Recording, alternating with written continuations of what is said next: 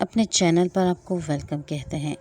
روزانہ نئی کہانی سننے کے لیے اس چینل کو سبسکرائب کر لیجئے۔ شکریہ۔ میں ایک بہت ہی غریب گھرانے سے تعلق رکھتی تھی۔ میں اپنے گھر میں سب سے پہلے نمبر والی بیٹی تھی اور مجھ سے چھوٹے 5 بہن بھائی اور بھی تھے۔ میں شروع سے ہی بہت حساس اور چھوٹے دل کی مالک تھی اور اپنے گھر کی غربت سے بہت پریشان ہوتی تھی۔ میں گھر کے حالات کو بہتر بنا کر والدین کی غربت کو کم کرنا چاہتی تھی اور اسی سلسلے میں جب کام کرنے لگی تو سونا بیٹھنا سب بھول کر بس کام ہی کیے گئی، مگر پھر ایسا ہوا کہ میری زندگی سنورنے کے بجائے برباد ہو کر رہ گئی۔ ہماری دور کی رشتہ دار نسرین خالہ بہت قابل اور ہنرمند خاتون تھی۔ میں جب 7 سال کی تھی ان سے سپارہ پڑھنے جاتی تھی۔ میرے شوق کو دیکھتے ہوئے خالہ نسرین مجھے اردو کا قاعدہ بھی پڑھانے لگی۔ یوں میں نے پڑھنا لکھنا بھی سیکھ لیا تھا۔ ہمارے گھر کا ماحول ہر وقت کشیدہ رہتا تھا، جس کی وجہ سے ہم سب پریشان رہتے تھے۔ والدین کی آپس میں نہیں بنتی تھی، وہ ہر وقت ایک دوسرے سے لڑتے تھے اور ہماری کبھی پرواہ نہیں کی۔ جب ہوش سنبھالا تو سمجھ میں آ گیا کہ اصل وجہ غربت ہے۔ ہم 6 بہن بھائی تھے جن کی پرورش کی خاطر والدین کو سخت مشقت کرنا پڑتی تھی۔ کنبہ بڑا تھا اور آمدنی کم، اوپر سے روز بروز بڑھتی مہنگائی۔ سوچا کیوں نہ میں کچھ ایسا کروں کہ ماں باپ کا ہاتھ بٹا سکوں، گھر کی پریشانیاں کچھ تو کم ہوں گی۔ جبکہ مجھ سے چھوٹی والی میری بہن معذور تھی، اس لیے وہ کچھ بھی کرنے اور سوچنے کی حالت میں نہیں تھی۔ خالہ نسرین عمدہ کڑھائی کے علاوہ گوٹا کناری کے کام میں بھی ماہر تھی۔ محلے کی تمام لڑکیاں ان سے یہ ہنر سیکھنے آتی تھیں، یوں میں بھی اس کارواں میں شامل ہو گئی۔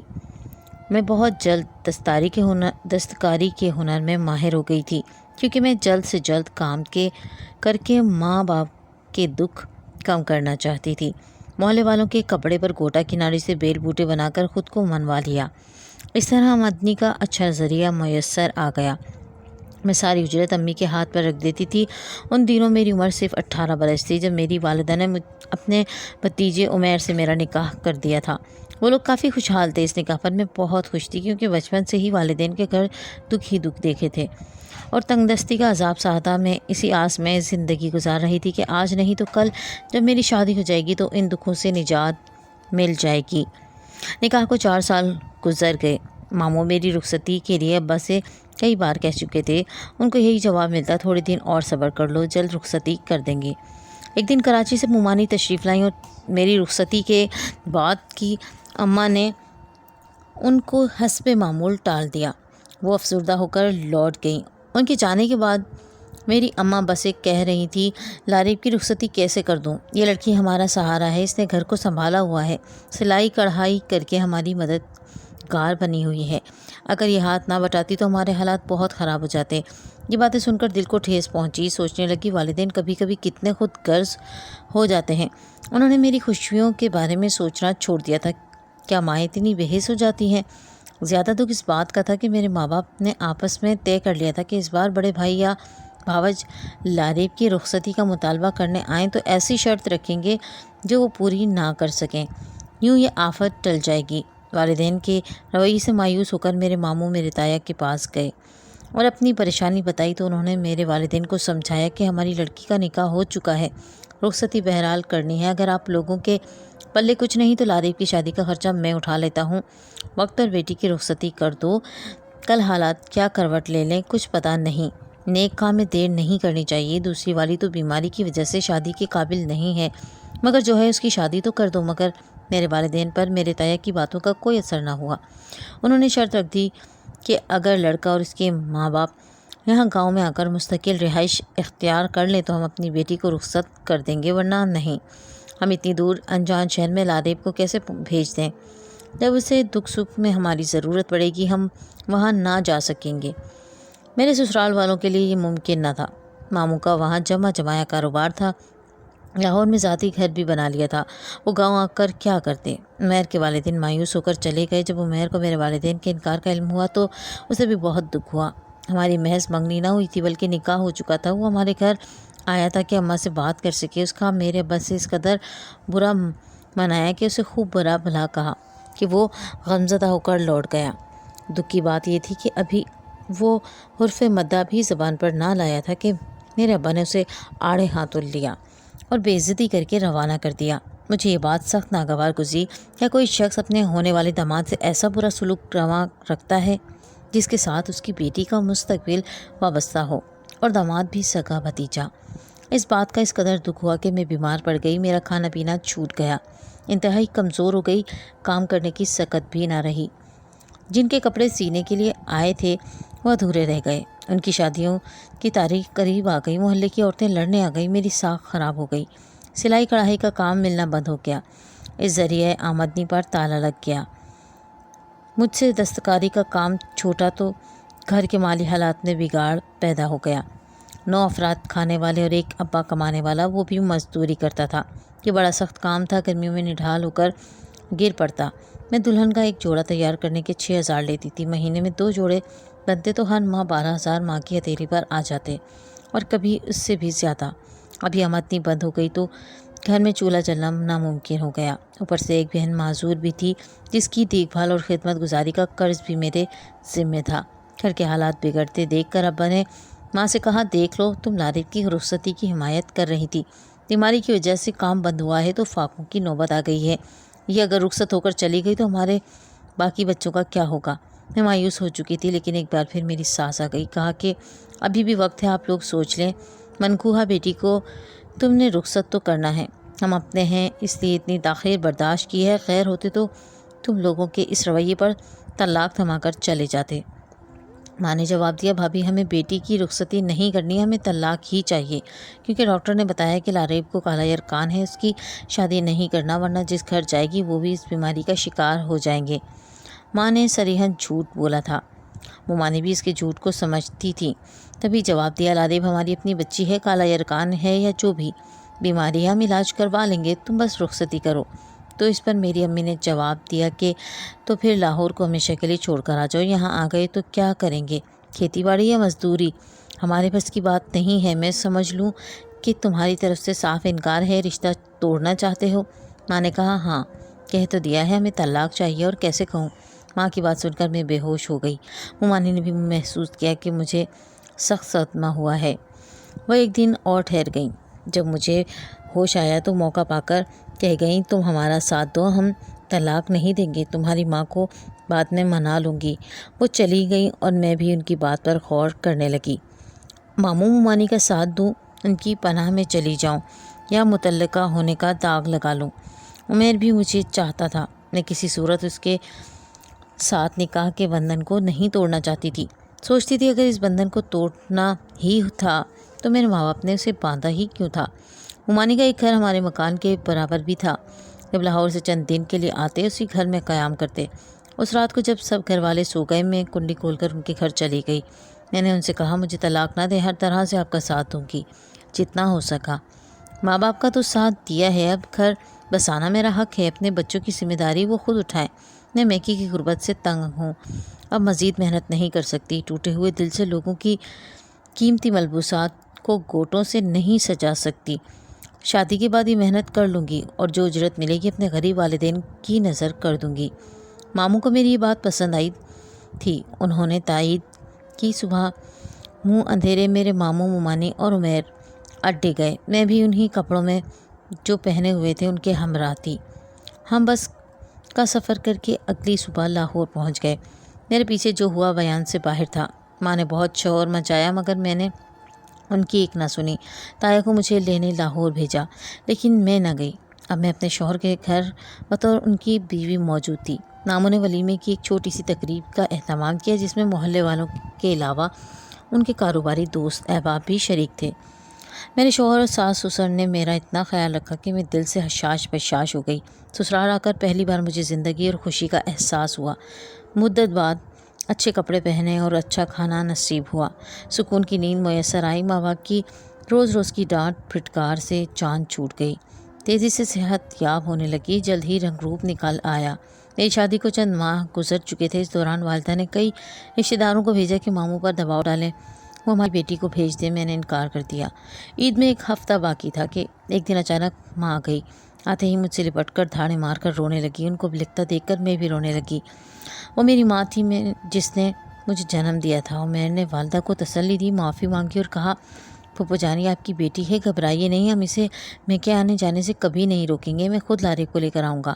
اماں کی میرے سسرال میں بہت عزت اور خاطر ہوئی، سب نے اماں انہیں آنکھوں پر بٹھایا۔ یہ دن ایسے تھے جیسے کوئی خوبصورت خواب۔ عید میں 2 روز باقی تھے۔ اماں بولی اب گھر جانا ہے، مہربانی کرو عید پر میری بیٹی کو میرے پاس جانے دو، اس کے بہن بھائی بہت اداس ہیں، اس کا باپ بیمار پڑا ہے۔ اماں نے اس قدر مجبور کیا کہ مامور مومانی نے اجازت دے دی، کہا عمیر ساتھ جائے گا اور ساتھ لے آئے گا۔ اماں بولی کیا مجھ پر اعتبار نہیں ہے، میں خود پہنچانے آ جاؤں گی، عمیر تو 2 دن بعد واپس جانے کا کہے گا، جبکہ میں لارے کو چند روز اپنے پاس رکھنا چاہتی ہوں۔ اب تو شادی ہو چکی ہے، شادی شدہ لڑکی کو کون ماں باپ اس کے گھر سے واپس جانے سے روک سکتے ہیں۔ ماں یہ کہتے ہوئے روتی رہی تو سب ہی کا دل بسیج گیا۔ عمیر نے کہا امی جان لارے کو پھپھو کے ساتھ جانے دیجیے، میں ہفتے 10 دن بعد خود جا کر لے آؤں گا۔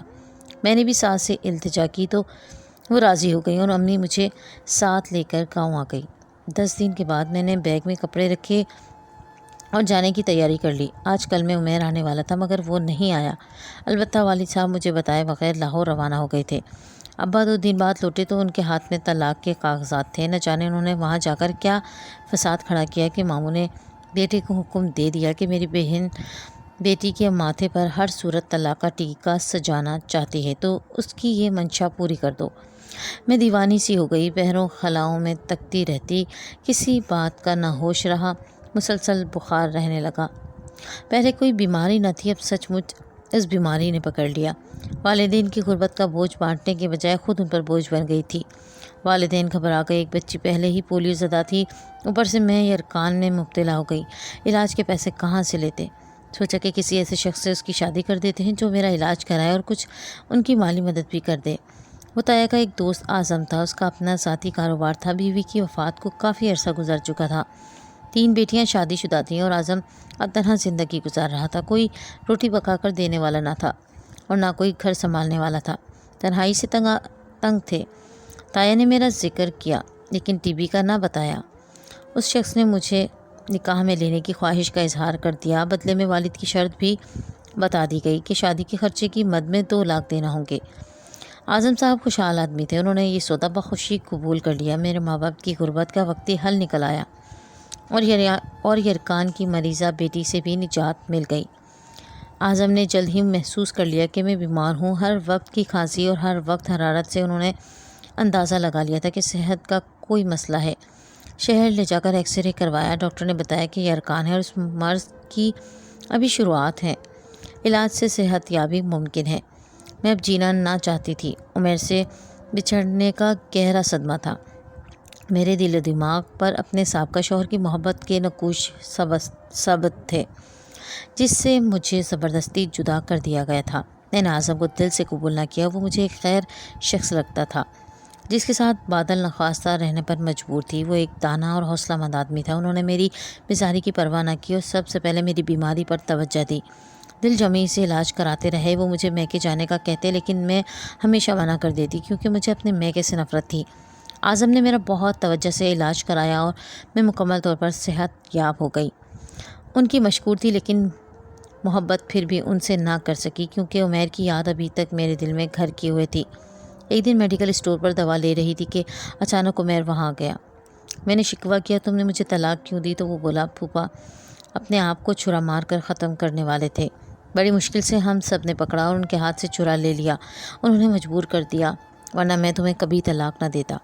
وہ شکوہ جو رات دن میں میرے اندر شور برپا کرتا رہتا آج کہہ دینے کا موقع آ گیا تھا۔ ابھی ہم بات کر رہے تھے کہ اعظم صاحب وہاں آ گئے، وہ ہماری پشت پر کھڑے تھے، ساری باتیں انہوں نے خود اپنے کانوں سے سن لی مگر اسٹور پر چپ رہے اور خاموشی سے پلٹ کر چلے گئے۔ جب وہ دکان سے نکلے تو میری نظر ان پر پڑی، سوچنے لگی یا اللہ اب کیا ہوگا۔ مجھے سہما ہوا دیکھ کر عمیر نے کہا ڈرو نہیں، کچھ نہیں ہوگا، چلو میں تمہیں تمہارے گھر چھوڑ آتا ہوں اور تمہارے شوہر سے بھی بات کروں گا۔ عمیر نے مجھے تسلی دی مگر میں بہت ڈری ہوئی تھی اور لگ رہا تھا کہ اب پھر سے میرا گھر خراب ہوگا۔ کاش میں عمیر کو دیکھتے ہی وہاں سے ہٹ جاتی، اس سے کوئی بات نہ کرتی کہ اب تو کسی بھی بات کا کوئی فائدہ نہیں تھا، اب میں کسی اور کی عزت بن چکی تھی، مگر اب جو ہوا اس سے لگ رہا تھا کہ ایک بار پھر بے گھر ہو کر انہیں بے حس والدین کے پاس جانا پڑے گا۔ انہی سوچوں میں گم میں گھر تک پہنچی دروازہ بجانے پر اعظم نے دروازہ کھولا اور عمیر کو سوالیہ نظروں سے دیکھا تو عمیر بولے کہ میں لاریب کا کزن ہوں، میڈیکل اسٹور پر اتفاق یا ملاقات ہو گئی تھی، آپ سے بھی ملنا چاہتا تھا مگر آپ وہاں سے چلے آئے، اس لیے لاریب گھر چھوڑنے آیا ہوں۔ اعظم نے عمیر کی بات کا یقین کیا یا نہیں مگر وہ خاموش رہے اور عمیر کے چلے جانے کے بعد بھی مجھ سے کوئی باز پرست نہیں کی۔ وہ ایک رحم دل آدمی تھا، میری آنکھوں سے بہتے آنسو میری سچائی کی گواہی دے رہے تھے۔ اعظم کو اپنی عزت کا پاس تھا، اس واقعے پر خاموشی اختیار کر لی اور کسی سے کوئی ذکر نہیں کیا۔ اس واقعے کے بعد میں اعظم کی عظمت کی دل سے قائل ہو گئی۔ اس شخص نے نہ مجھے کبھی طعنہ دیا اور نہ ہی باز پرس کی اور نہ میرے ساتھ برا رویہ اختیار کیا۔ اللہ جو کرتا ہے اس میں انسان کی بھلا ہوتا ہے۔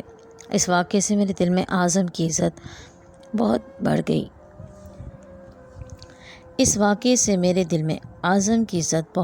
گئی۔ سوچا کہ اللہ کے فیصلوں پر سر جھکا لینا ہی عین عبادت ہے۔ یہ شخص جیسا بھی ہے مجھے تحفظ تو دے رہا ہے، وہ تحفظ جو نہ ماں باپ سے ملا اور نہ ہی ماموں اور عمیر سے۔ جب تک اعظم زندہ رہے میرا بہت خیال رکھا اور پھر 1 سال بعد اعظم کی وفات ہو گئی۔ وفات سے کچھ دن قبل مکان اور اپنی نقدی میرے نام کر گئے تاکہ میں باقی زندگی عزت سے گزار سکوں۔ میں نے بیوہ ہونے کا اپنے مطلبی ماں باپ کو نہیں بتایا اور نہ ان سے رابطہ کیا، اور اس رازداری میں تایا نے بھی میرا ساتھ دیا اور چپ چاپ میری عدت کروا کر ماموں اور عمیر کو بلوایا، اور ایک بار پھر میں عمیر کی بیوی بن کر ان کے ساتھ رہنے لگی۔ مگر اب میرے دل میں اعظم کی یاد بھی موجود تھی۔ اعظم جیسے لوگ نایاب ہوتے ہیں اور کم ہی کسی عورت کے نصیب میں ایسا شوہر ہوتا ہے۔